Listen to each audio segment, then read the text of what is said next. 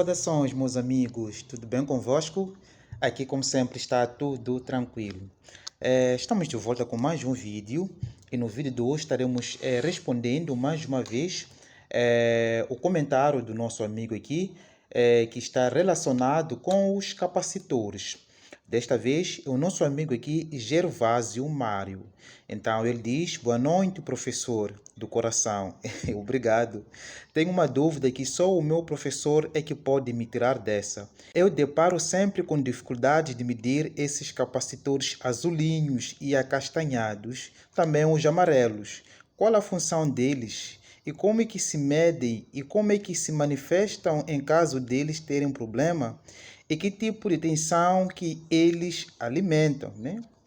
Nesse caso, ele tem a dúvida relacionado com os capacitores cerâmicos. Capacitores cerâmicos são esses capacitores aqui azulinhos, ora podemos encontrar os meio acastanhados, também tem os amarelos, mas eu separei aqui dos capacitores, né? Que é o capacitor aqui acastanhado e o azulinho. Mas tudo é a mesma coisa, não há diferença aí entre a coloração. É que nem o varistor é verde e o varistor amarelo, por aí em diante. Não há nenhuma diferença entre esses componentes através das suas cores, pois as cores nem sempre significam algo nos componentes. Muito bem, esses capacitores aqui são chamados de capacitores cerâmicos ou simplesmente de capacitores de disco, ou simplesmente podemos juntar os dois nomes de uma única só vez, isso é, dizendo capacitor de disco cerâmico.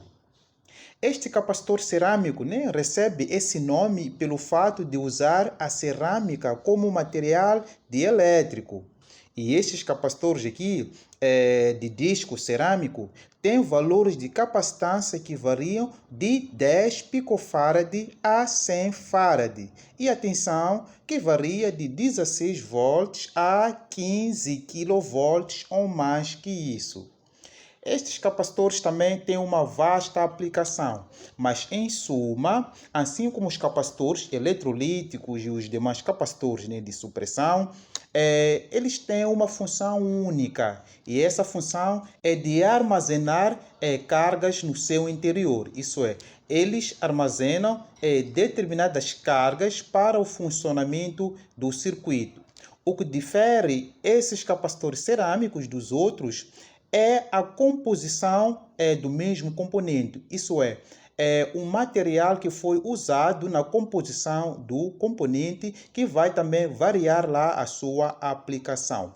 E nesse caso, esses capacitores aqui são mais usados para a filtragem automática de controle de volume, também podem ser usados para o acoplamento de antenas, também pode servir como desvio de RF de controle de volume. Também podem ser usados para a compensação de tons, entre outras aplicações. É por isso que conseguimos ver quase todos os aparelhos eletrônicos ou todas as placas eletrônicas que lá dentro compõem esses capacitores aqui, pois também tem uma boa vantagem devido ao seu tamanho físico. São capacitores bastante pequeninos e que podem ser associados em uma vasta gama numa placa impressa. Claro que também tem uma pequena desvantagem.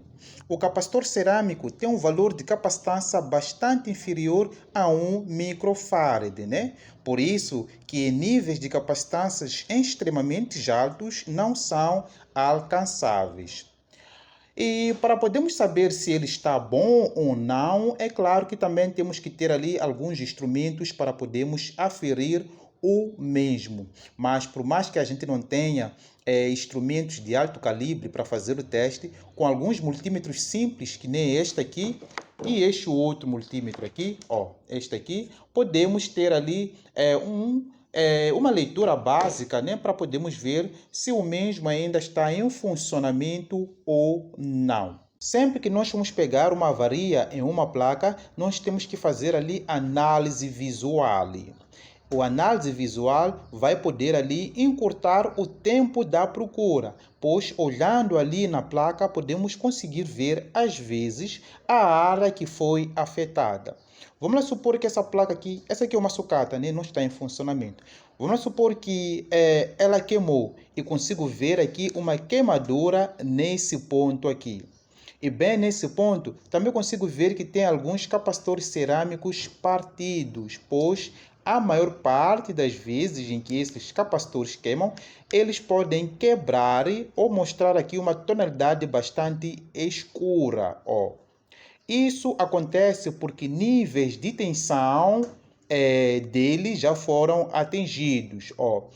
E isso acontece muitas das vezes quando há um curto sobre os componentes. E repare que às vezes, ou a maior parte das vezes, esses capacitores aqui são colocados em pontos que militam tensões um pouco mais altas.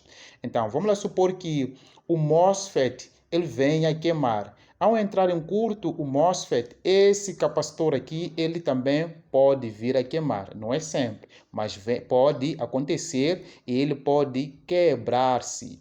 Pois, assim como os capacitores eletrolíticos, os capacitores cerâmicos têm valores de capacitância e também têm valores de tensão. Então, se esses níveis aí forem bastante altos e ele não suportar, ele pode vir a quebrar. E quando formos a trocar, seja a ponte queimada ou o MOSFET queimado, é imperioso também substituirmos o capacitor cerâmico ao lado, pois o mesmo pode já demonstrar ali uma dificuldade no seu funcionamento ou também pode causar aqui a queimadura do MOSFET caso o problema esteja com ele. Ó, é muito importante.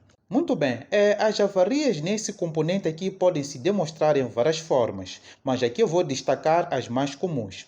Este componente aqui, ele pode entrar em curto, o que acontece muitas vezes, bipando nos seus terminais.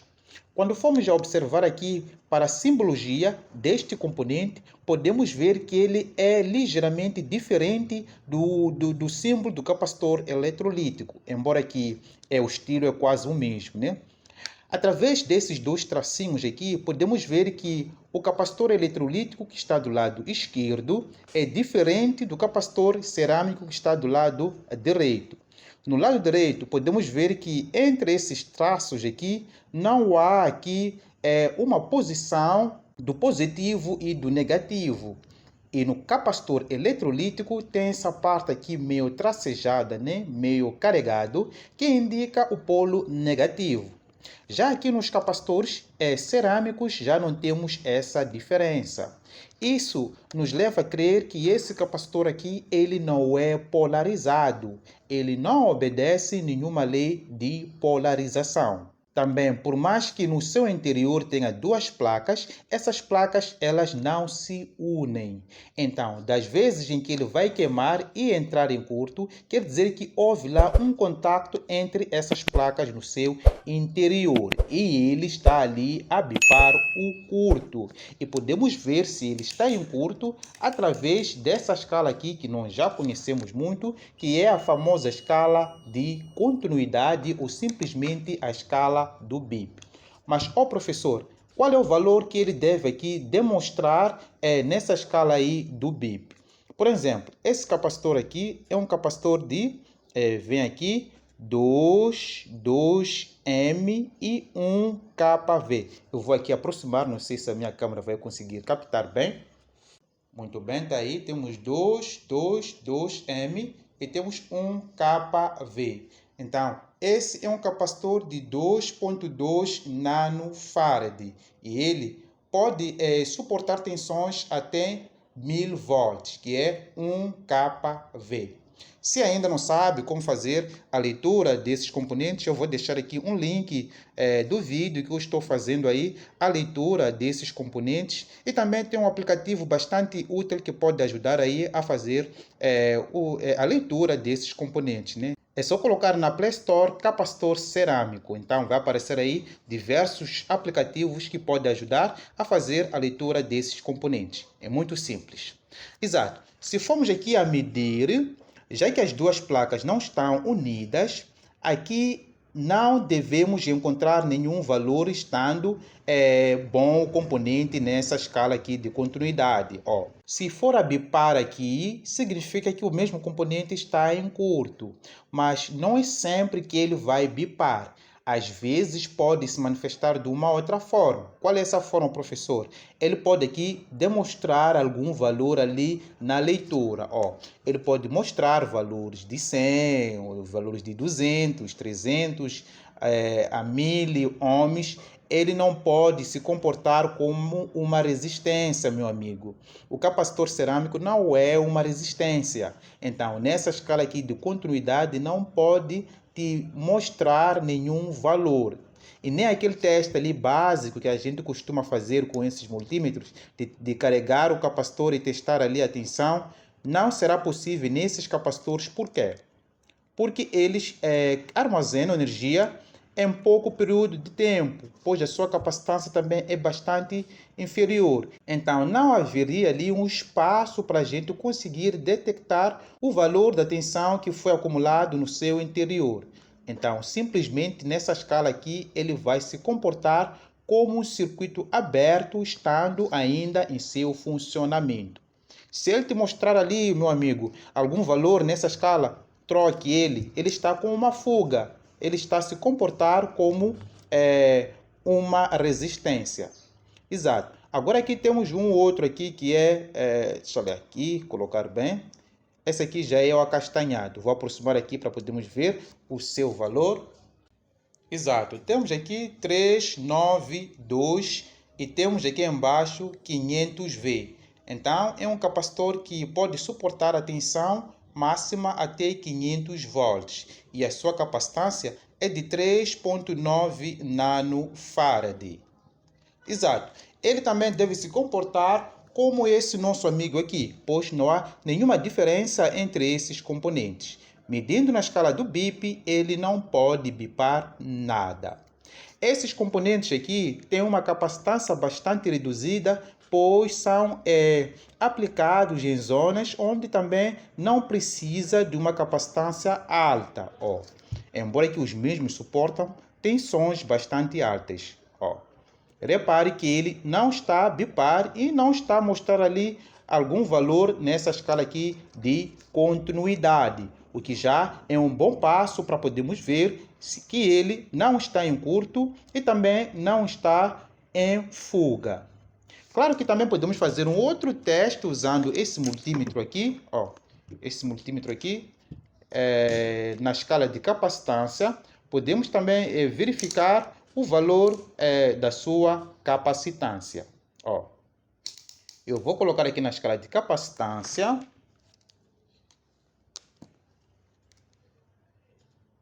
É um teste básico que estamos a fazer com esses dois multímetros, uma vez que o meu capa-cheque ainda está a caminho.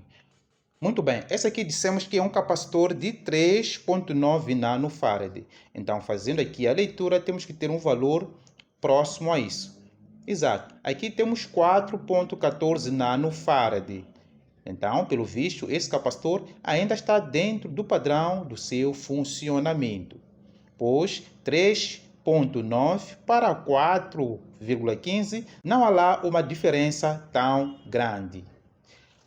Agora, testando outro capacitor, esse capacitor aqui é de 222M. É um capacitor de 2,2 nanofarad. Então, vamos lá fazer aqui a leitura da sua capacitância. Exato. Estamos lá a conseguir captar o valor de 2,46 nanofarad. Então, esses capacitores aqui ainda estão a se comportar como deve ser. Com esses testes básicos também podemos ter aqui 80% de chance deles ainda estiverem ou estarem em seu funcionamento perfeito. Mas, ao ficar o professor, será que eu posso substituir o capacitor eletrolítico por um capacitor cerâmico? Sim, podes fazer, né? Pois os capacitores cerâmicos podemos dizer que são um pouco mais resistentes em relação a capacitores eletrolíticos. Essa foi uma dúvida de um aluno lá no nosso curso do Hotmart. Só que, portanto, aí há um pequeno problema. Temos que prestar atenção no valor da capacitância. Tem que ser um capacitor cerâmico com valor da capacitância um pouco mais considerado, né? Para que o circuito não venha ser alterado. É claro que vai ser um desafio um pouco assim, né? Para achar um capacitor cerâmico com valores aproximados ao capacitor que pretende ali fazer a substituição. Então, meu amigo, espero que tenha esclarecido aí a sua dúvida. Vou ficar por aqui, o vídeo já ficou um pouquinho grandinho, a ideia não era essa. Espero que tenha gostado do vídeo. Não se esqueça de se inscrever para o meu amigo que não é inscrito nesse canal e ativar aí o sininho das notificações. Um forte abraço e até a próxima.